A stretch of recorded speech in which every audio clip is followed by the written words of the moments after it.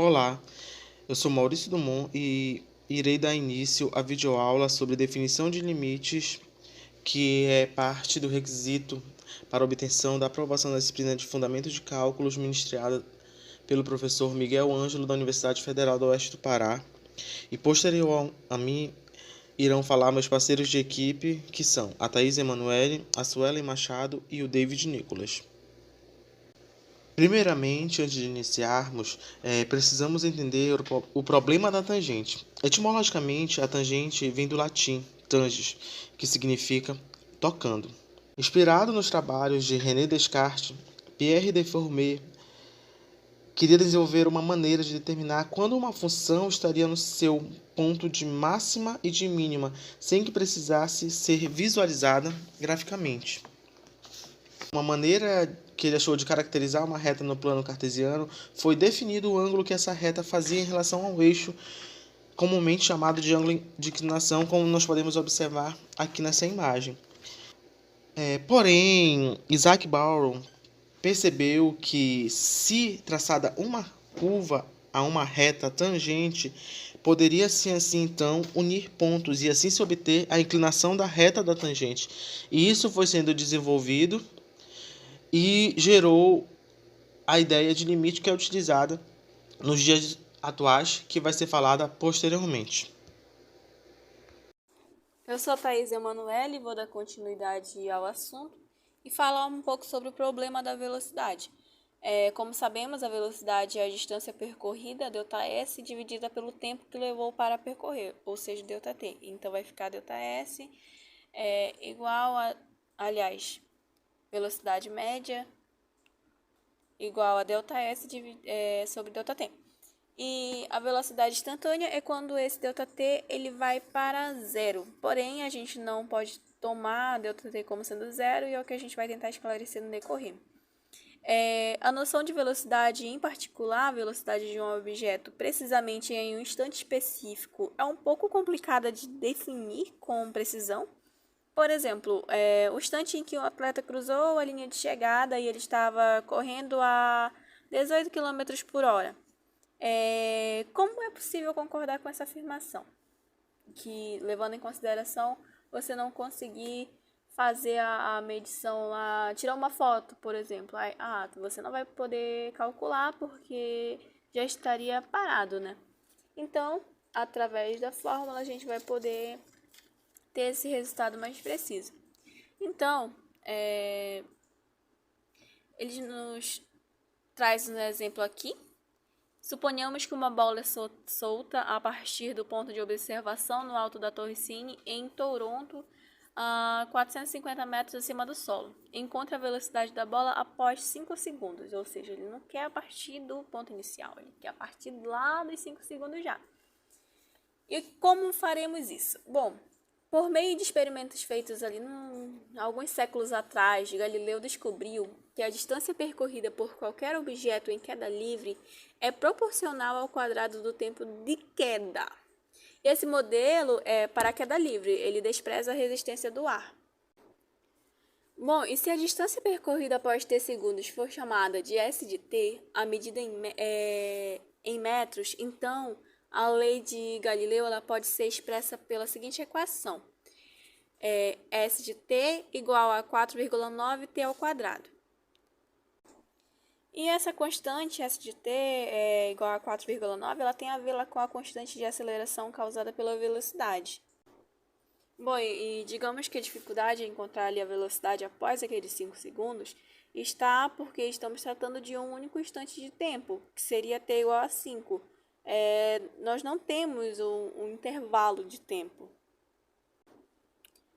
Porém, nós podemos aproximar a quantidade desejada calculando a velocidade média sobre o breve intervalo de tempo de 1/10 de segundo, ou seja, a partir de t igual a 5 até t igual a 5,1.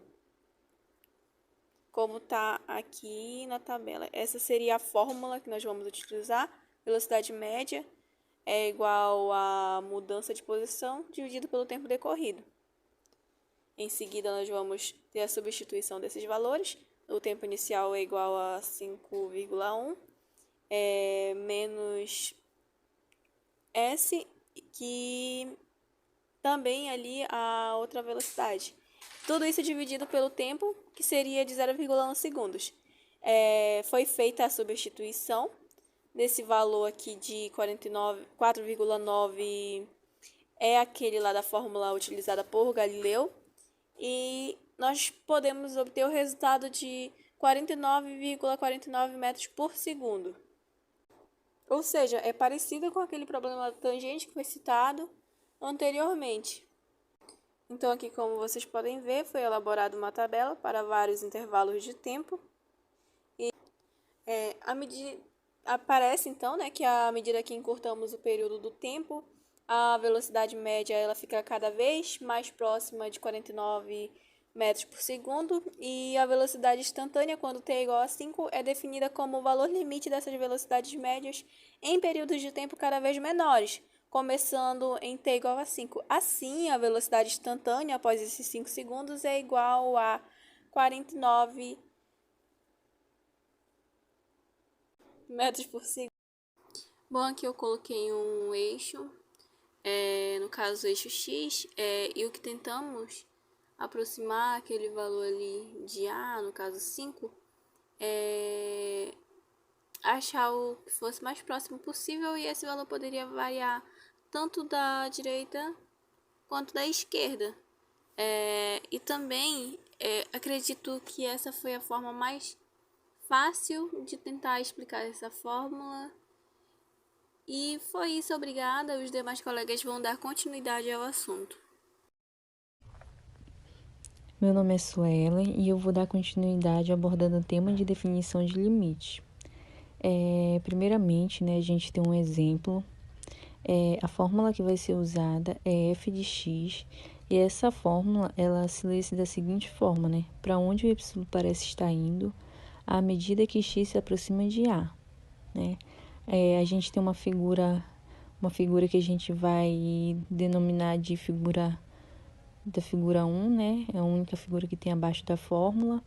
E vamos pensar o seguinte: se eu afirmo que o x se aproxima de A, o x pode assumir qualquer valor, menos o valor de A. Vamos pensar da seguinte forma: o A está posicionado ao longo do eixo horizontal.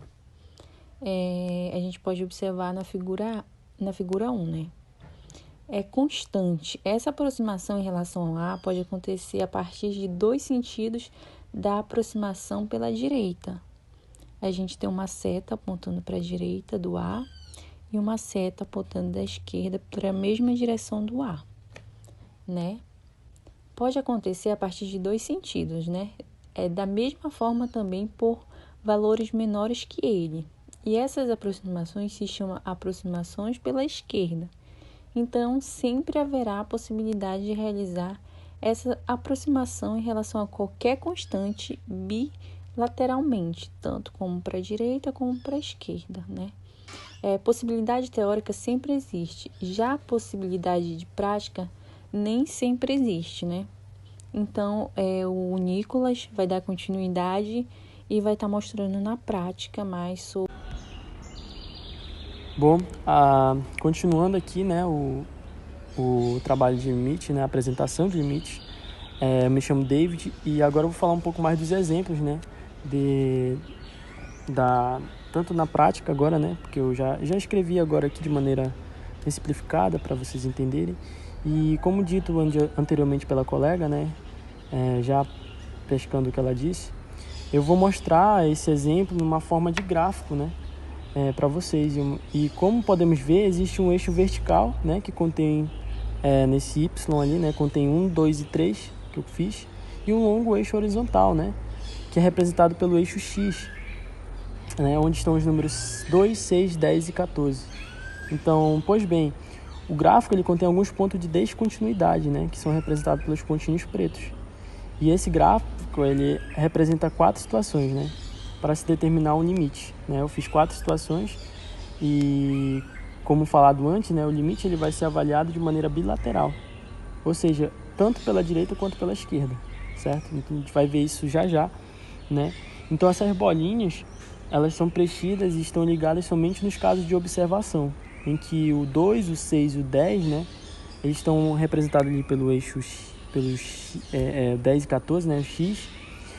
E eu fiz isso, né, que é para que a gente possa chegar numa conclusão preliminar a respeito do valor da imagem de cada um desses valores de X, né, pelos valores que pertencem ao meu domínio. O fato de ter marcado esses 4 pontos, né, ao longo do eixo horizontal, ele me possibilita, por exemplo, que eu possa afirmar que o f de 2 é igual a 2. Mas por quê? Porque eu observo o valor de uma imagem quando eu identifico um ponto que pertence ao gráfico de uma função. Isso significa que a partir da observação das coordenadas, eu sei dizer quanto vale o y, né? Então, para aquele x, na verdade, para aquele x, né? Então, eu consigo observar e eu sei dizer quanto vale o y quando eu observo para aquele x, né? Então, lembrando a função anteriormente dita pelo professor, né? Que ele explicou nas aulas anteriores. Então, eu pergunto quanto vale o y quando x é igual a 2, né? Que eu posso observar no primeiro caso. É essa a pergunta que eu faço.